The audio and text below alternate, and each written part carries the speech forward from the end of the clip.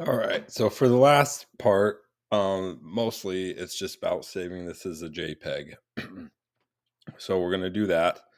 But one thing that we may notice too is that if we like the look of the shorter shadow rather than this little bit longer one, we can just make sure we're on that layer that's underneath, highlight it, hit Command T, and then if you hold Shift and grab the middle dot, you can try to kind of make that a little bit shorter. Um, the and then you just hit return when you're done. Um, but in order to save this, so what we're going to do is we're going to go File, uh, Save. We're going to save it on to the computer.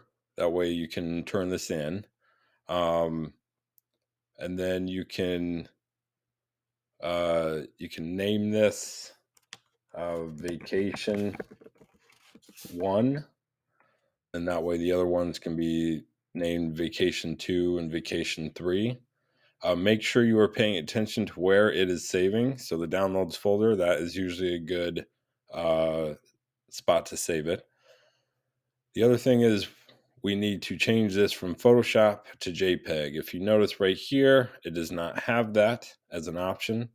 So this is a new feature that they changed a couple years ago, but we have to hit Save a Copy. So we're going to hit Save a Copy. We're going to change this from Photoshop. We're going to come right here to that top JPEG. So we're going to hit that. Now we have vacation1.jpg. We're going to hit save.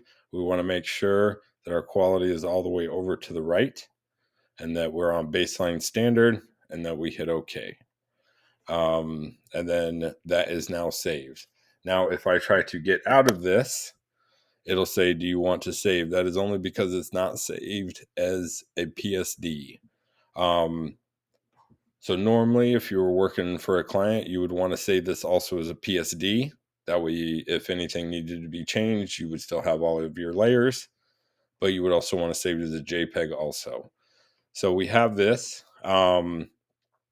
You could save this as a PSD onto your computer if you would like. If you don't feel that you'll ever open this up again, then you can not save it as a PSD.